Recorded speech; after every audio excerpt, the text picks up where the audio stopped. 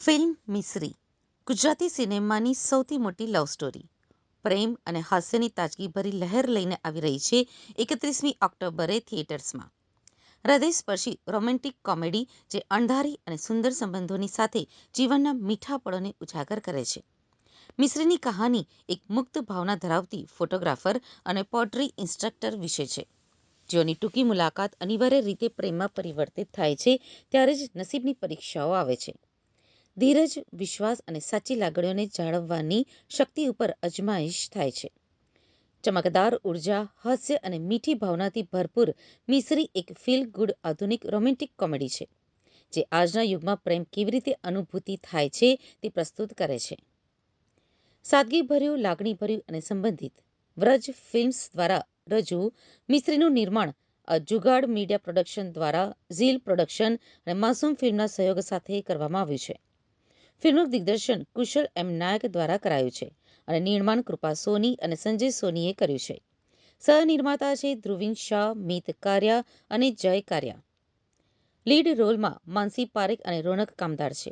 ફિલ્મમાં ટીકુ તલસાણિયા, પ્રેમ ગઢવી, કવિ શાસ્ત્રી, કૌસંબી ભટ્ટ અને બાળ કલાત્મક પ્રિન્સી પ્રજાપતિ છે. સાથે જ હિતુ કનોડિયા પણ વિશેષ ભૂમિકા નિભાવે છે.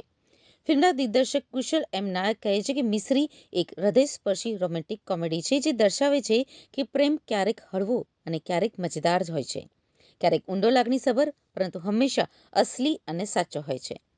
પ્રદર્શન, હાસ્ય અને લાગણીઓનું આ સંતુલન મિસ્રીને દર્શકો માટે એક યાદગાર સિનેમેટિક અનુભવ બનાવે છે જે ક્રેડિટ્સ પછી પણ મનમાં રહેશે. પ્રેમની મીઠાશનો અનુભવ કરો.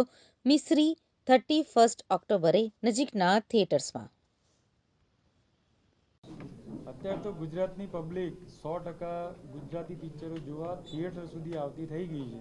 એ અમારા માટે તો બહુ સરસ કહેવાય કે પ્રોડ્યુસરનો તો એક જ હોય કે પિક્ચર બનાવ્યું એનું કલેક્શન અને આંકડા ઉપર જ આપણું ગણિત ચાલતું હોય છે.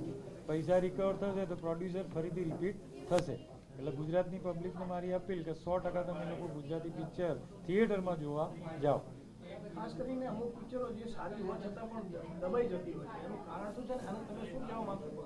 હા, ઘણી બધી પિક્ચરો સારી હોવા છતાં દબાઈ જાય છે કારણ કે માર્કેટિંગની જે કરવું જોઈએ છે એ લોકો સુધી પહોંચતી નથી, જેના લીધે પબ્લિક જોવા થિયેટરમાં જઈ નથી શકતી. એટલે પ્રોડ્યુસરને તો ખાસ હું કહીશ કે તમે માર્કેટિંગનું બજેટ પણ અલગથી રાખો તો જેના લીધે તમે ઘેર સુધી પહોંચી શકો. ખાસ કરીને મિસ્રીનો અનુભવ કેવો રહ્યો? મિસ્રીનો અનુભવ એટલો સરસ રહ્યો કે જે રીતે મિસ્રી પિક્ચરમાં જે મીઠાશ છે એ જ અમારા આખા યુનિટમાં હતી કે જેના લીધે અમારે કોઈ એવી તકરાર કે એવું કોઈ થયું નથી અને આખું સરસ રીતે આ પ્રોજેક્ટ પાર પડ્યો. ના, all over Gujarat and Maharashtra also. હા, શું આ ફિલ્મની સ્ટોરી કેમ રોમેન્ટિક છે, કેમ જોવી જોઈએ લોકોએ, શું સ્ટોરી લઈને આવી રહ્યા છે? સર એ જ જે ટ્રેલરમાં આપણે જોયું, માનસીએ કહ્યું એ જ સ્ટોરી છે કે બે લોકો મળે છે, પ્રેમમાં પડે છે અને કંઈક અકસ્માતના લીધે છોકરીની યાદદાશ્ત જતી રહે છે અને પછી આ પોતાની ઉપર એક ચેલેન્જ લે છે કે ભાઈ આપણે આને ફરી આપણા પ્રેમમાં પાડીએ. કારણ કે એક લાઈન ટ્રેલરમાં છે કે એને હું યાદ નથી, એ ભલે મને ભૂલી ગઈ હોય પણ એના દિલને હું યાદ નથી, એ માનવા હું તૈયાર નથી. એટલે એ કોન્ફિડન્સ છે આ કેરેક્ટરમાં કે એ ફિલિંગ તો એને યાદ હશે જ, ભલે હું ના હોઉં, ભલે અમારી સાથે વિતાવેલા પલો યાદ ના હોય, પણ એના એ ફિલિંગના બેસિસ ઉપર એ ફરી એને એના પ્રેમમાં પાડશે. સો ખાસ કરીને તમારી પહેલી રોમેન્ટિક ફિલ્મ છે, જી, તો આપણો અનુભવ કેવો રહ્યો? કેમ કે તમે જે અત્યાર સુધી જેટલી બી ફિલ્મો હા, એનાથી પહેલી વાર આ કંઈ ઘટે? હા, ફૂલ ઓન રોમેન્ટિક મૂવી મારી ફર્સ્ટ છે. કારણ કે મને બહુ બીક લાગે રોમેન્ટિક ફિલ્મોથી, કારણ કે હું જોતો ઓછી હોઉં છું અને આ પ્રકારની ફિલ્મો હોય ને એમાં પરફોર્મન્સીસથી લઈને સીનથી લઈને સ્ટોરી એ બધું લાર્જર દેન લાઈફ હોય. અને અત્યાર સુધી જેટલું કામ મેં કર્યું છે, સર પ્લીઝ પાછળ આપ અલગ સ્ટોરી લઈને આવે છે. મિસ્રી એક અલગ પ્રકારની લવ સ્ટોરી એટલે છે કેમ કે એક મેચ્યોર લવ સ્ટોરી છે જે ઘણા મહિનાઓથી આપણે ગુજરાતી સિનેમામાં નથી જોઈ. આમાં પરફોર્મન્સીસ બહુ જ સરસ, પાવરફુલ છે, રાઇટિંગ સ્ટ્રોંગ છે, ગીતો બહુ સુંદર છે અને ઓવરઓલ એક સિનેમેટિક એક્સપિરિયન્સ બધા જ વ્યૂઅર્સને મળશે. અને આ એવી ફિલ્મ છે જે તમારે મોટા પડદા ઉપર તમે જોશો તો તમને પાછું પ્રેમમાં પડવાનું મન થઈ જશે. તો ડેફિનેટલી તમારે મિસ્રી જોવી જોઈએ. મારું પાત્ર હું પૂજાનું કિરદાર ભજવું છું અને પૂજા એક પોટર છે અને એના પાસ્ટમાં એક એવી ઘટના થઈ છે જેનાથી એ થોડીક સહેમી છે અને થોડી દુઃખમાં છે, પણ પછી એના લાઈફમાં અર્જુન આવે છે જે એક ફોટોગ્રાફર હોય છે. એ લોકો બંને મળે છે અને પછી શું થાય છે બંનેની લાઈફમાં, આખી લાઈફ બંનેની ઉથલ પુથલ થઈ જાય છે. બિકોઝ એમને એમ થાય છે કે 2-3 દિવસમાં તો એ લોકો જુદા થઈ જશે, કેમ કે લગ્ન 2-3 દિવસના જ છે એ લોકોના ફ્રેન્ડના, તો આની પછી તો આપણે નહીં મળીએ. પણ એવું નથી થતું, કેમ કે પ્રેમ થાય છે અને પછી એ પ્રેમમાં કેટલી ચેલેન્જીસ આવે છે અને એમાં એનો મેમરી લોસ થાય છે અને એ મેમરી લોસમાં એ આખો પ્રેમ અર્જુન સાથેના બધા પળ બધું જ ભૂલી જાય છે.